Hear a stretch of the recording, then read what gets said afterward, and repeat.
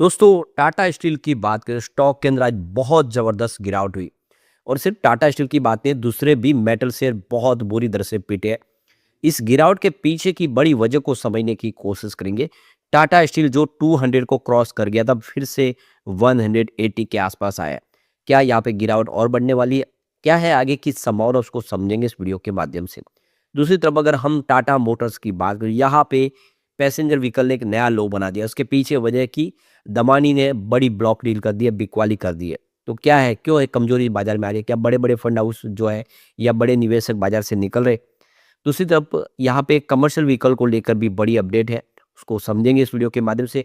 एक अच्छी good news है, काफ़ी बड़ा ऑर्डर प्राप्त हुआ है कंपनी को, लेकिन दबाव की स्थिति बनी हुई है। साथ में हम टाटा पावर की बात करें तो यहाँ पे भी कुछ बड़ी अपडेट निकल के आ रही है, कुछ गुड न्यूज़ निकल के आ रही है, जिसको जानेंगे इस वीडियो के माध्यम से।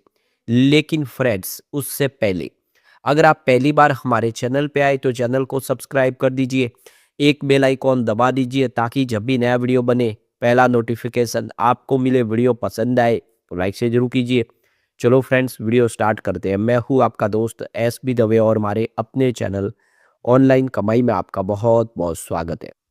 सबसे पहले टाटा स्टील लिमिटेड के कारोबार की बात करें तो 183 पर आप देख सकते हो कि क्लोजिंग देखने को मिली। 5.41% की गिरावट थी, काफ़ी बड़ी गिरावट।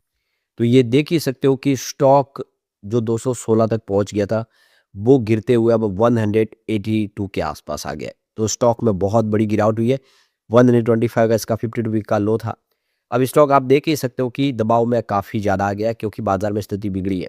तो ये आज की गिरावट सिर्फ टाटा स्टील तक सीमित नहीं थी। देख सकते हो कि दूसरे स्टॉक भी गिरे। निफ्टी मेटल इंडेक्स 4% गिरा, टाटा स्टील इंट्राडे में 7% गिरा। तो ये देख सकते हो कि नाल्को, हिंडाल्को में 7 से 6% की गिरावट हुई है। Jindal Steel, Steel Authority of India, Tata Steel, Vedanta, Lloyds Metal, Hindustan Zinc, इनमें भी 5% की भारी गिरावट हुई है। तो यहाँ पे मीडिया में जो रिपोर्ट निकल के आ रही है उसके मुताबिक यूनाइटेड स्टेट के ट्रेड रिप्रेजेंटेटिव के ऑफिस ने भारत और 15 देशों के खिलाफ सेक्शन 301 टैरिफ इन्वेस्टिगेशन शुरू किया है। यानी यूएस फिर से टैरिफ लगाने की तैयारी कर रहा है, और जिसमें उन ट्रेड प्रैक्टिस की जांच की जा रही है जिनमें यूएस इंडस्ट्रीज को नुकसान हो सकता है। इस जांच से इंजीनियरिंग गुड्स, स्टील, पेट्रोकेमिकल्स और सोलर मॉड्यूल जैसे सेक्टर पर नए टैरिफ लग सकते हैं, जिससे इंडियन एक्सपोर्टर के लिए इस समय प्रॉब्लम की स्थिति बन गई है। अगर वो फिर से नए टैरिफ लगाते तो यूएस के बाजार में माल बेचना मुश्किल हो जाएगा। अब आपको ये पता होगा इंडिया के लिए यूएस कितना इंपॉर्टेंट है, जो एक्सपोर्ट करे उनके लिए। तो इससे स्थिति नाजुक बन गई है इस समय। दूसरी तरफ देखें तो यहाँ पे स्टील सेक्टर के लिए क्वार्टर 4 के 26 टीडी के में थर्मल कोयले की कीमतें जो क्वार्टर 3 2026 की एवरेज की तुलना में तिमाही दर तिमाही के आधार पर 12% बढ़ गई है, जिससे स्पंज आयरन प्रोड्यूसर के लिए इनपुट कॉस्ट भी बढ़ गई है। नतीजन इंडस्ट्री प्लेयर के कीमतों के मुकाबले अब देखें तो बड़े पैमाने पर कटौती करने की संभावना भी नहीं है, क्योंकि कोयले की बड़ी लागत को स्टील कीमतों में डालना होगा, जिससे प्राइसिंग डिसिप्लिन को सपोर्ट मिलेगा। एलेरा कैपिटल के एनालिस्ट का कहना है कि डायनामिक से प्राइमरी लॉन्ग टर्म स्टील की कीमतों में पॉजिटिव बायस बनने में यहाँ पे संभावना बनेगी। उम्मीद है कि कुछ बनेगी, लेकिन स्टील की कीमतें बढ़ सकती है।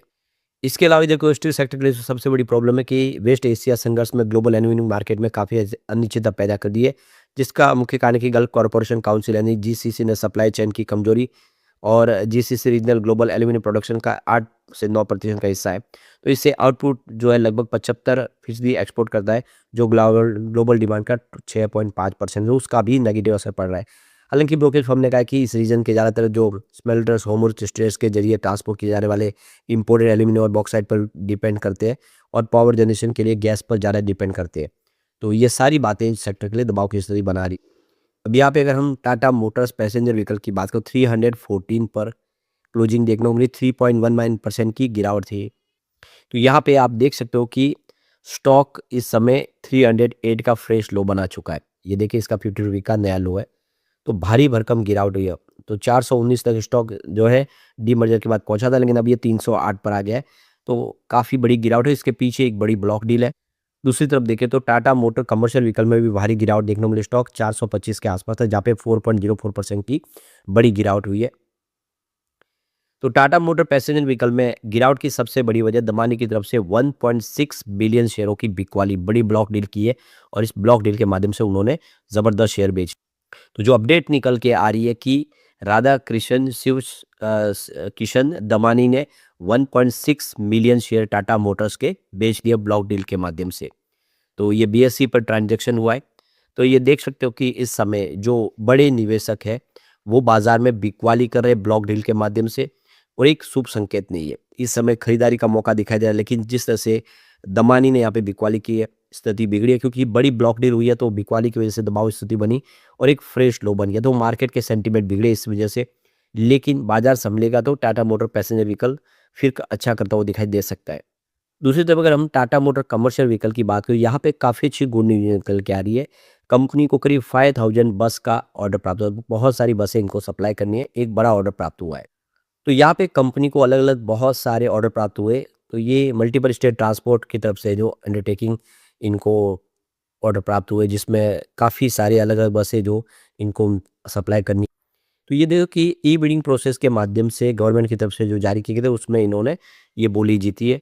तो ये जो बसें सप्लाई करनी है, जिसमें आप देखो कि महाराष्ट्र स्टेट ट्रांसपोर्ट कंपनी को, गुजरात स्टेट ट्रांसपोर्ट कंपनी, इसके अलावा north western Karnataka transport company, Telangana state transport company, Bihar state transport corporation, Rajasthan state transport company, Kerala state transport corporation, Haryana roadways, इस तरह से अलग अलग स्टेट को अब यहाँ पे बसें सप्लाई करेगी टाटा मोटर। तो ये काफ़ी बड़ा ऑर्डर है, और ऐसे हम कह सकते हैं, उम्मीद है कि आने वाले समय इसका फ़ायदा ज़रूर होगा। अभी बाजार में गिरावट है जिसकी वजह से स्टॉक नीचे आए, आने वाले समय स्थिति बदलेगी, स्टॉक फिर बेहतर करेगी।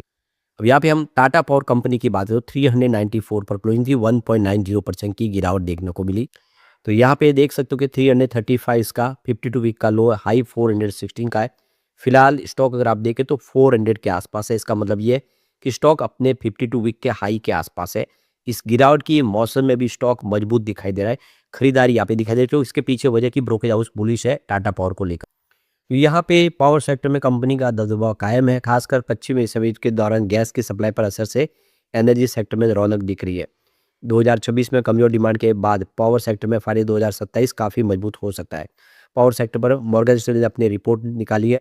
इस रिपोर्ट में कहा गया है कि पावर शेयर में फुल एनर्जी दिख रही है। हालांकि पावर कंपनियों के लिए फिलहाल साल पिछला कमजोर रहा था, और गर्मियों के ऊपर जो सर्दियाँ जोर भारी पड़ी थी, लेकिन इस बार स्थिति बदली है। युद्ध की स्थिति में पावर सेक्टर कमाल कर सकता है। तो इस साल आप देखें तो गर्मी काफ़ी ज़्यादा है, देश के कई हिस्सों में हीट वेव चल रही है। वित्त वर्ष 2027 की पहली छमाही में कम गैस सप्लाई का रिस्क रहेगा, इससे अवधि में कम हाइड्रो पावर जनरेशन का भी रिस्क रहेगा। तो यहाँ पे मॉर्गन स्टैनली का कहना है कि thermal cold based power plant पर दबाव बढ़ेगा। फायदे से 2026 में भारत में पावर जनरेशन की बात करें तो इसमें गैस का योगदान 2% और हाइड्रो इलेक्ट्रिसिटी का योगदान 9% रहने की उम्मीद है। यहाँ पे देखिए पावर रिलीवर मॉर्गन स्टैनली ने अपनी रिपोर्ट में कहा है कि वेस्ट एशिया तनाव से सप्लाई और टाइट होगी। हाइड्रो इलेक्ट्रिसिटी की बात करें तो इस साल बसंत में हिमालय में सबसे ज़्यादा कम बारिश हुई है, इसका खराब असर देखने को मिल सकता है। अदानी पावर, जेएसडब्ल्यू एनर्जी जैसे मर्चेंट अर्निंग मजबूत रह सकते हैं। अब यहाँ पे टाटा पावर पर मॉर्गन स्टैनली की राय कि कंपनी को मुद्रा सेटलमेंट और इलेक्ट्रिसिटी एक्ट के सेक्टर का जो 11 का जो फायदा मिलेगा, वही टोरेंट पावर को मर्चेंट गैस बिक्री से मुनाफा हो सकता है। वही एनटीपीसी पर मॉर्गन स्टैनली ने ओवरवेट की रेटिंग दी है, पीबी रेशियो में सुधार की संभावना जाहिर की है। कुल मिला के मॉर्गन स्टैनली पावर सेक्टर को लेकर बुलिश है।